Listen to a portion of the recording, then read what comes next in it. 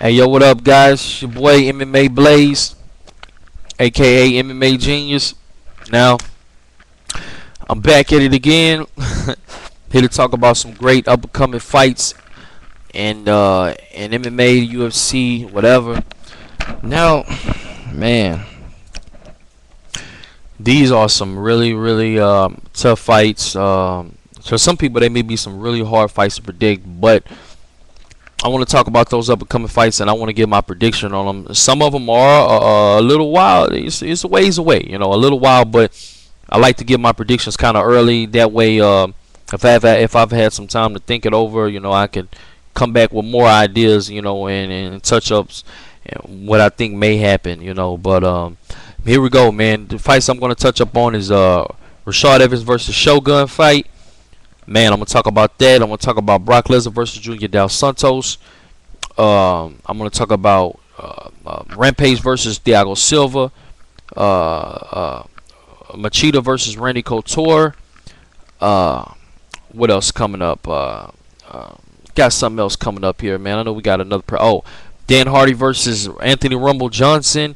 And also, now this fight is not really a knockout fight, really knockout fight coming up. This is George St. Pierre versus Jake Shields. But out of all these fights, this is the fight that I want to see the most. You know what I'm saying? I really want to see Jake Shields and George St. Pierre. I've been wanting to see these guys fight for forever, for a very long time now. And now they're finally going to fight. So that fight, I really want to talk about that. But and just whatever else comes to mind. I'm pretty sure that there's some other fights that come to mind. I may even talk about the Fedor versus Alistair Overeem fight. But these fights, I'm going to talk about them very fast, and what I think that will happen, in these fights, and hopefully these guys, really make it happen. Now look, man, going into first fight I want to talk about is Rashad Evans versus Shogun Rua.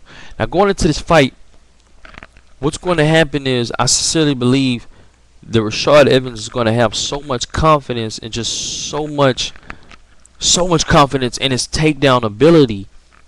He just thinks that he's just that much better than Shogun when it comes to the wrestling aspect of this fight, which he is severely right. He's very right.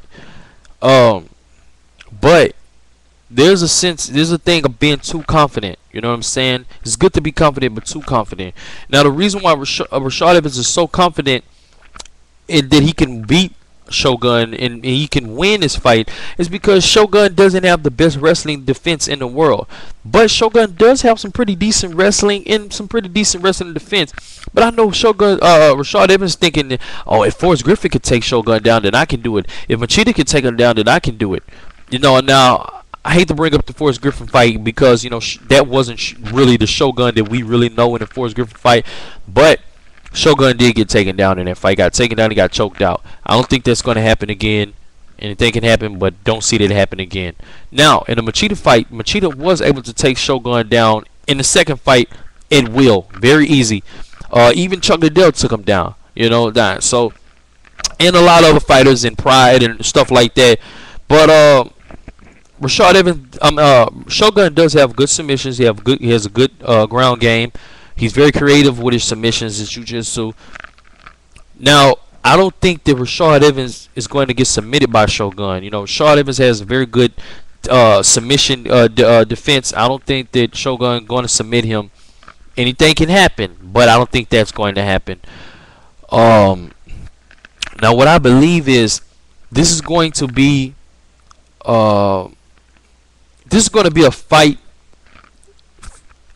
For whoever makes a mistake is going to win this fight. Now, anything can happen, but I do not see Rashad Evans knocking out Shogun. But don't be surprised by anything. It is MMA. Anything can happen. But I don't see Rashad Evans knocking out Shogun. I don't even think he's going to go into this fight trying to even waste 1 minute trying to get into a striking match with Shogun. A slugfest, anything in that matter. I think he's strictly going to try to win this fight by wrestling and some ground and pound here and there, but most of the time, but really he's going to try to win his fight by dominating the rounds and winning by his wrestling, as we all know, and as Rashad Evans has stated in many interviews. Okay, there's no surprise, but it's not going to be that easy. I'm here to tell you that right now. I like both of these fighters.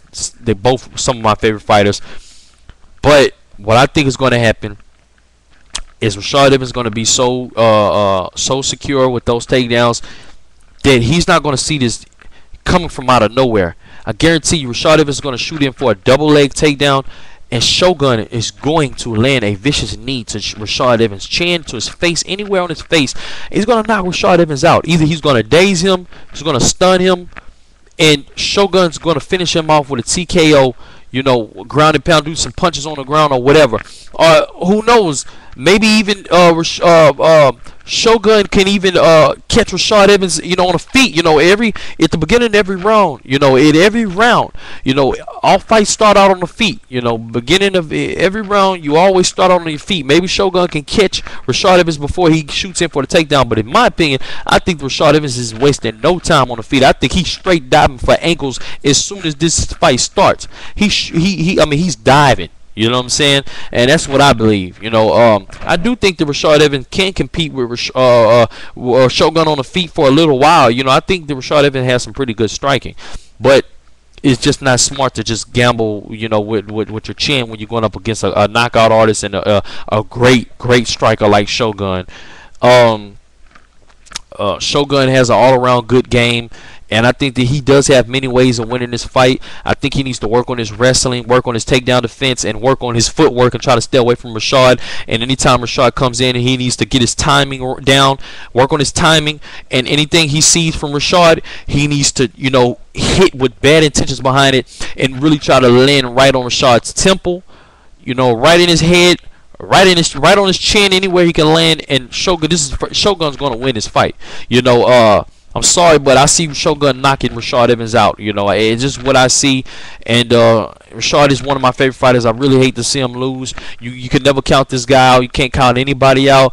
But at the point in time, Shogun is one of my favorite fighters. You know, I do like him more than Rashad you know, right now. But Rashad is one of my favorite fighters in the world.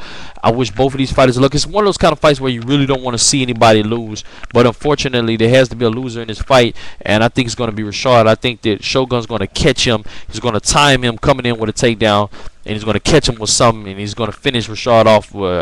He's going to be a solid knockout. It's going to be a TKO. So that's what I think is going to happen. But moving on to the George St. Pierre versus Jake Shields fight. Now I want to get into this fight. Okay.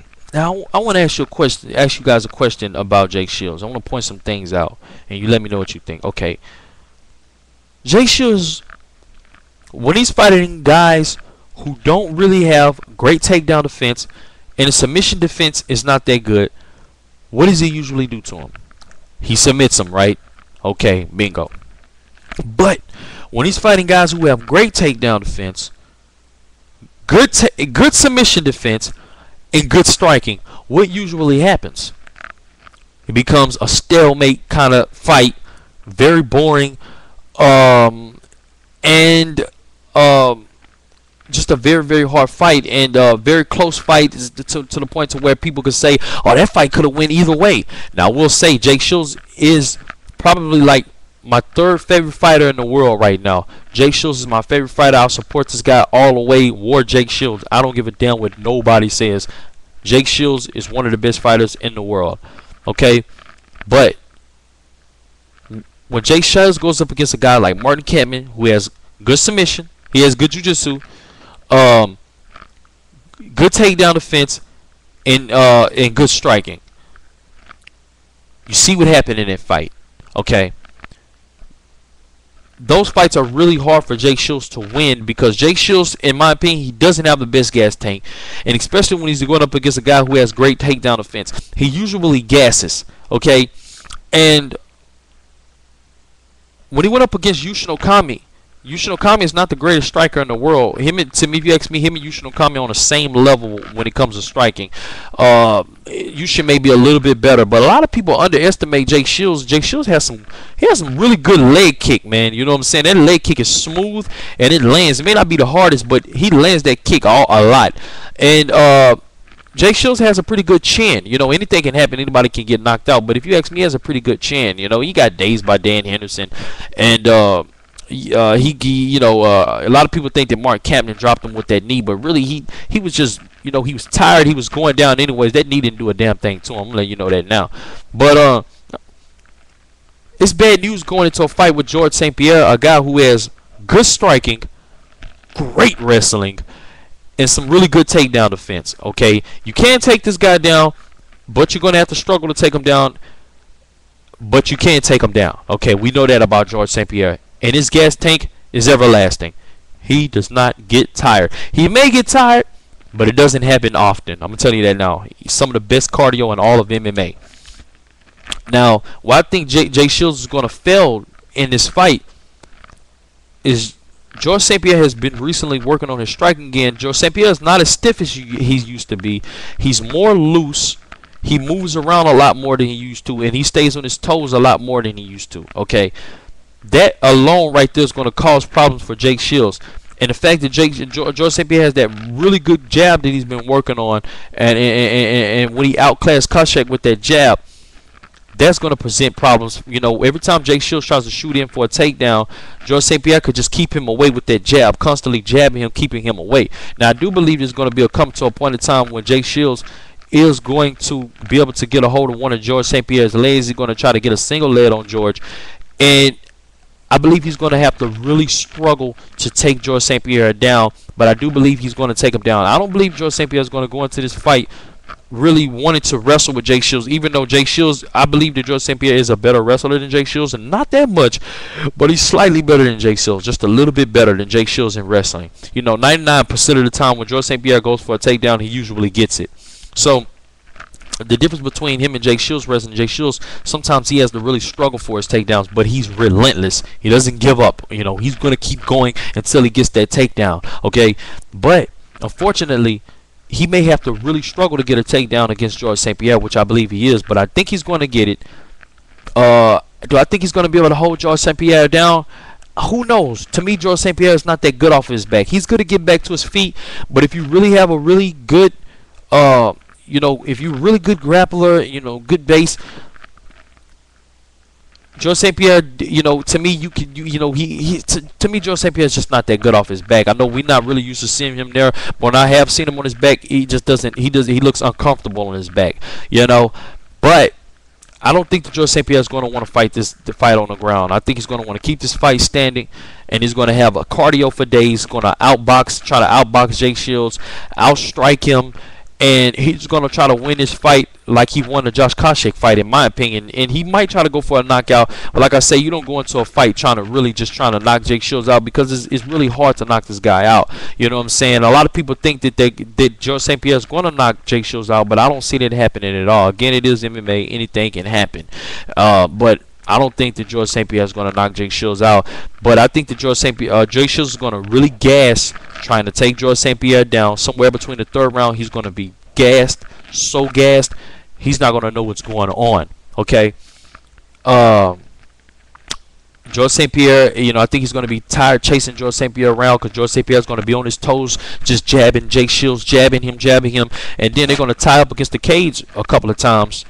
And then, who knows, George St. Pierre may take Jake Shields down, but immediately after he takes Jake Shields down, I believe that he will hop back to his feet, get back to his feet.